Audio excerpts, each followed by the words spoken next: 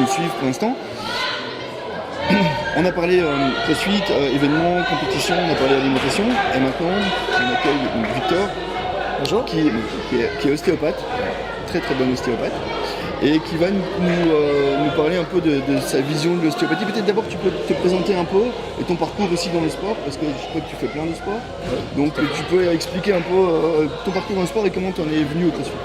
Oui, donc voilà, moi je suis ostéopathe ici sur la région de Nivelles, je suis également acupuncteur et je travaille aussi avec tout ce qui est technique de crochetage et de ventouse, donc le cupping. J'ai une pratique sportive qui est à la base d'origine cyclisme. Donc j'ai fait longtemps du cyclisme à haut niveau, donc un sport beaucoup plus endurant avec des entraînements, des compétitions qui sont plus longues. Et puis après j'ai dévié vers le fitness classique, la salle de musculation.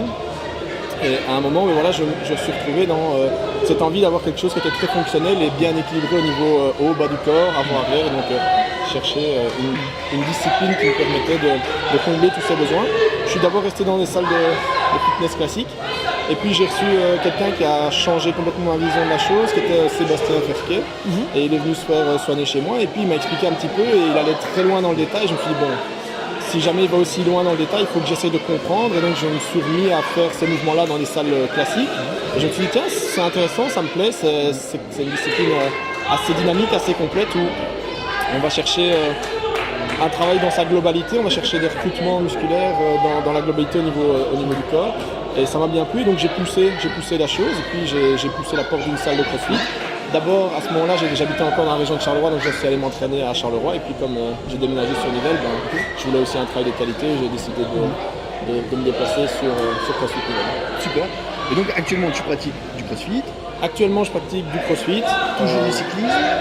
Je fais de temps en temps les sorties, mais j'ai clairement arrêté. Je reste sur le CrossFit pour ce côté global qui m'intéresse énormément. Très bien. Et donc là, du coup, tu es rentré directement dans le vif du sujet, parce qu'évidemment, la question c'est toujours est-ce que le CrossFit c'est bon, pas bon, d'un point de vue kiné, d'un point de vue ostéopathie, etc. Ouais. Et on entend de tout. Et donc du coup, quelle est ta perception de ça, toi?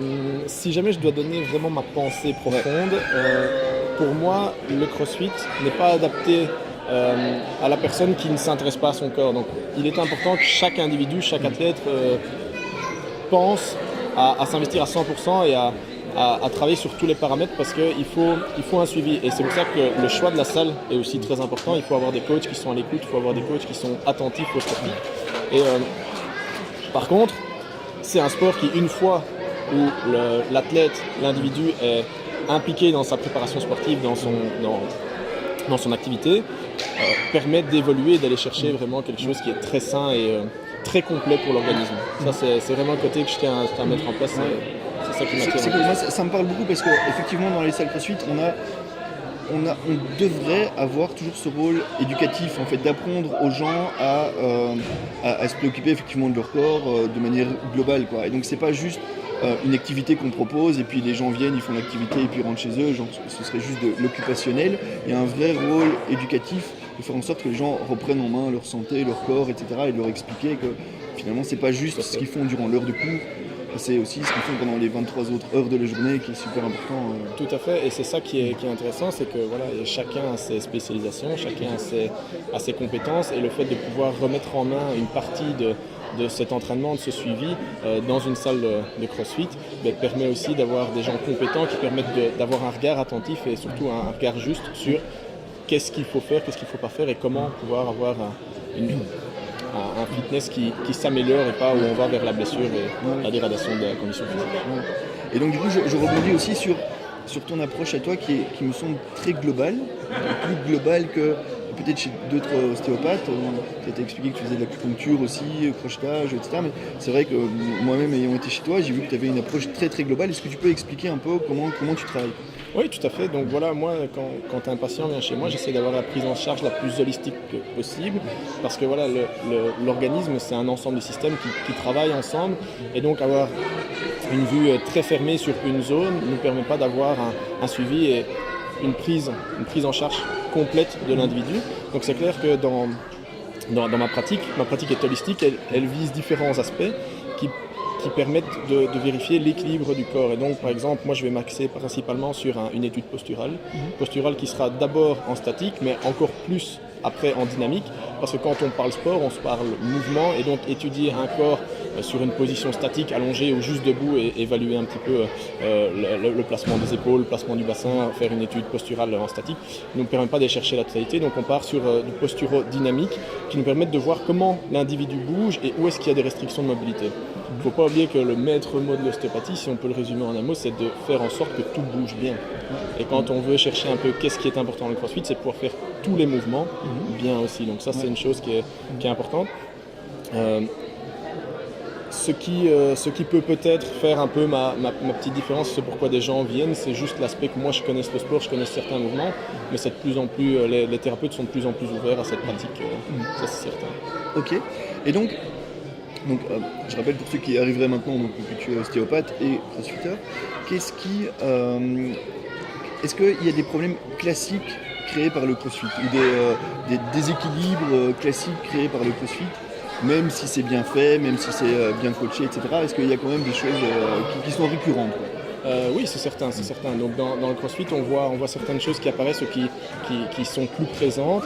On a pas mal de contraintes qui sont imposées par la charge de travail. Donc évidemment, tous les crossfitters ne sont pas comparables, mais on va amener une certaine charge de travail.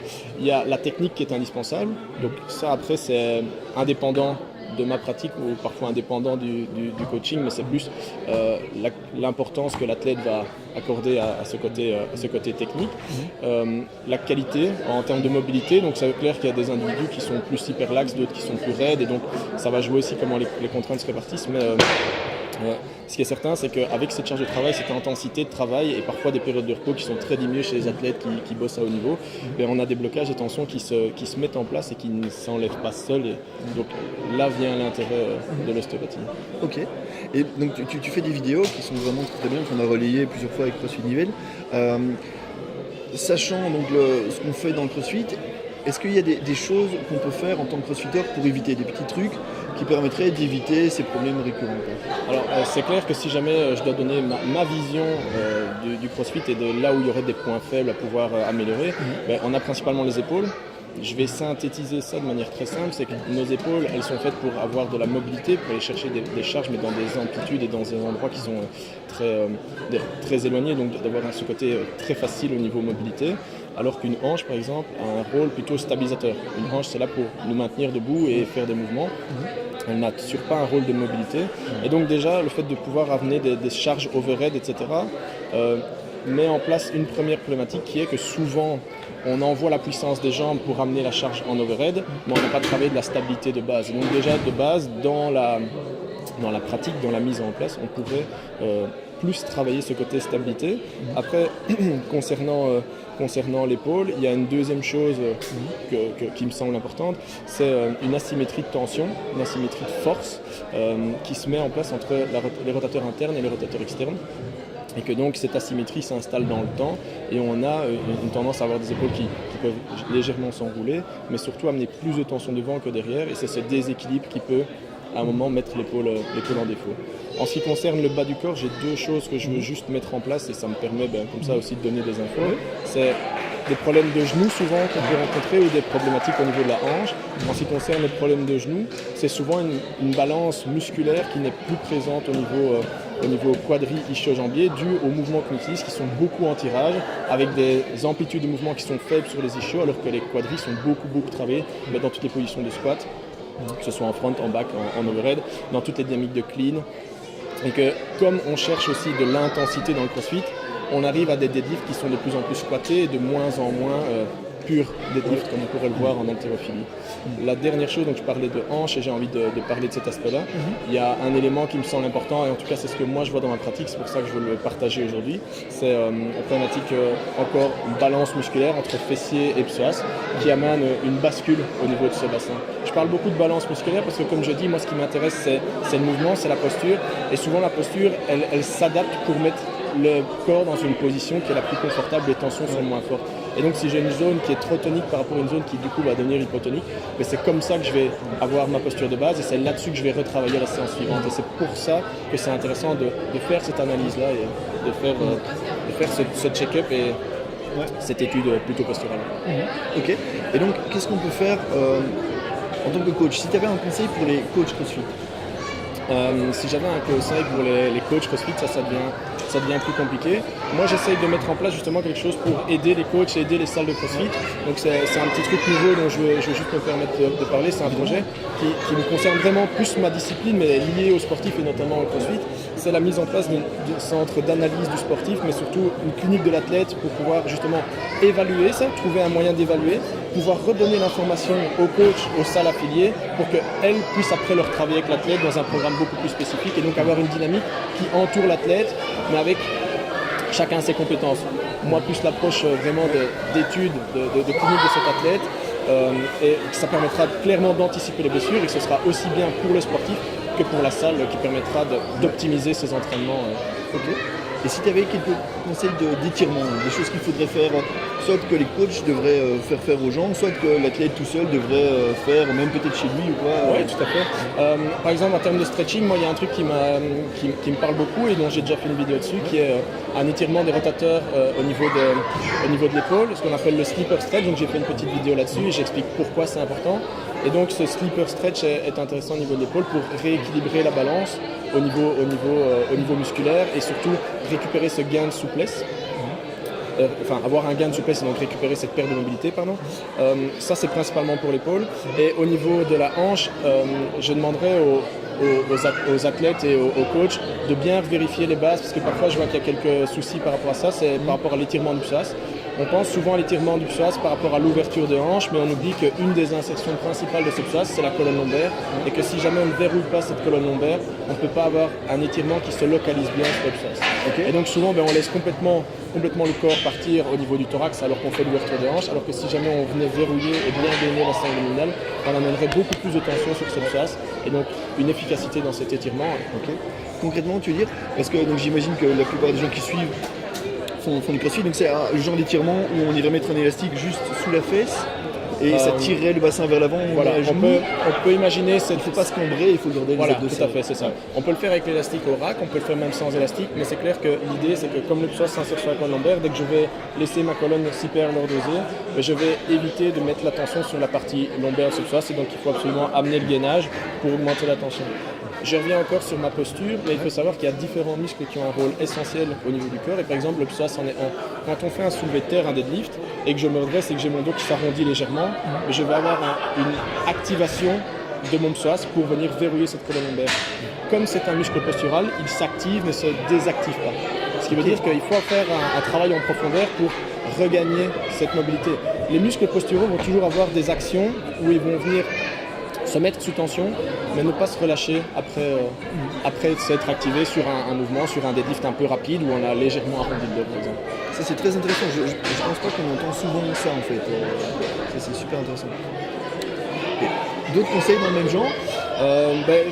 Aujourd'hui j'avais préparé juste 2-3 exercices. Il y a une vidéo justement sur comment bien étirer le psoas qui est en préparation, et j'en ai une que je vais sortir bientôt qui est sur, justement je parlais du genou, sur la balance quadri-ischio, puisque comme je l'expliquais, dans les dynamiques du crossfitter, on va de plus en plus sur des deadlifts qui sont squattés pour le côté gain de temps et efficacité, et donc il y a un intérêt qui se présente réellement à nous de pouvoir préparer l'athlète, le prévenir que la balance de force entre un quadri et un ischio est à faire.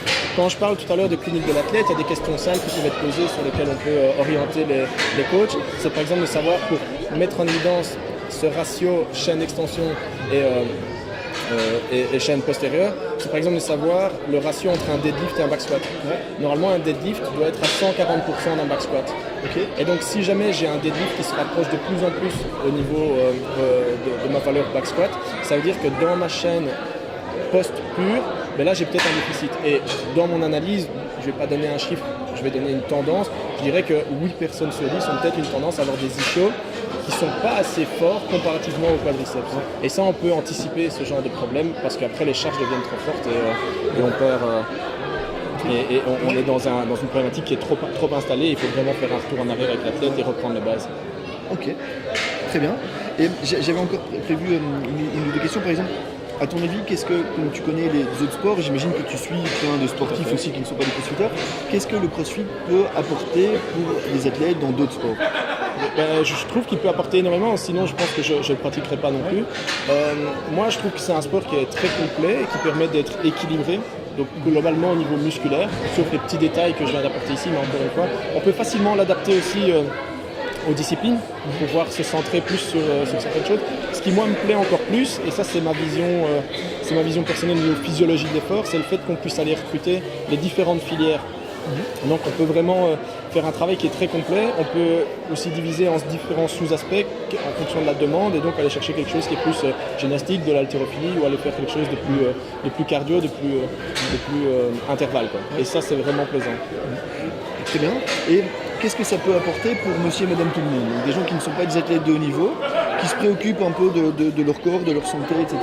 Qu'est-ce que ça peut leur apporter? Alors moi je pense que ce qui est vraiment intéressant, c'est d'aller chercher ce good way to move, ce côté récupérer des mouvements qui sont parfois perdus et récupérer en tout cas une bonne qualité, une bonne gestuelle dans ces mouvements, dans des mouvements qui restent, je le répète, très fonctionnels. Quand on vient prendre une charge au sol, l'amener au niveau des épaules et puis la mettre en overhead, c'est je prends une caisse et je le mets dans mon armoire, mais de la bonne manière, avec la bonne dynamique, en activant la bonne succession au niveau musculaire. Et ce qui est intéressant, c'est que cette bonne manière de bouger permet aussi de récupérer une condition physique, de récupérer aussi un métabolisme qui est meilleur, une gestion de l'effort. Et il y a cette action toujours physiologique de bien-être qui reste présente. Et cette bonne manière de bouger chez l'individu, je pense que c'est essentiel à l'heure actuelle. Moi, je donne toujours cet exemple qui est assez perturbant et vous pouvez demander autour de vous, c'est si jamais tu demandes à un de tes grands-parents de dire « Tiens, ça fait combien de temps que tu t'es allongé au sol, mis sur le ventre, mis sur le dos, mis debout ?» Et il y a des personnes qui vont répondre « Ça fait au moins 20 ans que j'ai fait ça. » Alors que ça reste un geste de tous les jours. Mais le fait de s'allonger au sol et se redresser est parfois quelque chose qui est déjà oublié.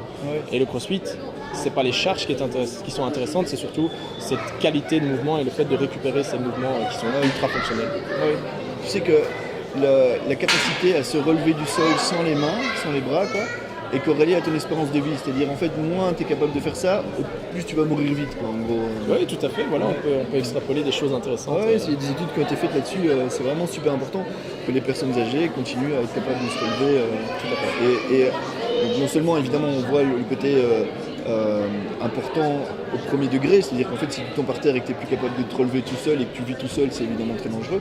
Et même ta capacité à te relever, ça implique tout un ensemble de compétences, c'est-à-dire que tu as encore une masse musculaire qui permet de te relever, ça veut dire que tu as encore la proprioception, etc. Et donc du coup ça veut dire que tu es dans un état de santé qui est encore pas trop mauvais. Ouais, super intéressant. Et donc le fait de pouvoir mettre ça en évidence et que les gens se rendent compte, c'est déjà un super point. Et puis quand on met en place déjà des sessions CrossFit senior ou même des sessions CrossFit Kids, ça nous permet de se rendre compte qu'il y a des enfants qui ont la bonne manière de bouger et qu'au fur et à mesure des années, parce qu'on n'active pas ou qu'on ne travaille pas dans ces mouvements-là, dans ces dynamiques-là, ben on le perd alors que c'était présent. Et donc le fait de pouvoir prendre ça en charge et de continuer à travailler cette psychomotricité, c'est aussi cette conscience du corps, ben, ça nous permet d'avoir une espérance de vie, ne plus que déjà. Et donc il y a Alexandre Dams qui dit que c'est très intéressant ce que je confirme et qui demande comment on peut avoir accès à tes vidéos. La manière dont j'ai fait ça à la base, les vidéos, elles n'étaient pas pour être diffusées, mais ça m'intéresse de pouvoir le partager, de pouvoir répondre par rapport à toutes ces questions. J'ai fait ça sur mon site web, j'ai un site web que j'ai créé et là-dessus je mets des vidéos et quand les patients ont besoin d'avoir ces vidéos pour être à la maison et vérifier que le mouvement a bien été exécuté, à ce moment-là, je leur donne accès. Donc mon site c'est tout simple, c'est kform.be, donc c'est 3 fois W, kform.be.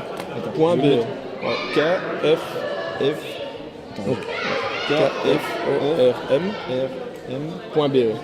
Et là-dessus, il y a un petit onglet en haut à droite qui s'appelle vidéo et là-dessus, j'essaie de mettre des petites vidéos de manière régulière. Il y a aussi les consignes sont tout simplement présentes pour donner la possibilité à l'athlète, à l'individu de pouvoir faire le geste, de pouvoir faire cette correction correctement à la maison.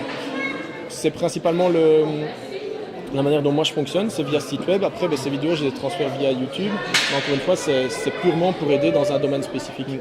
Donc, c'est pour compléter un besoin de l'athlète par rapport à sa problématique. C'est pas forcément la bonne réponse à tous les problèmes d'épaule, par exemple. Ça, c'est important que je le cite. C'est comme on dit dans le CrossFit, tout ce qu'on dit, ça vaut pour la plupart des gens, dans la plupart des cas, la plupart du temps. Donc, c'est pas... Ok, super, bien, tout grand merci à toi, c'était vraiment super intéressant. Je t'invite vraiment à continuer à faire tes vidéos et à publier des choses là-dessus, parce que tu connais vraiment énormément de choses. et c'est super intéressant et c'est des choses qu'on n'entend pas toujours ailleurs. Oui, c'est très gentil. Je vais essayer de prendre du temps pour faire ça sans problème. Super. Allez, merci. Eh bien, merci beaucoup.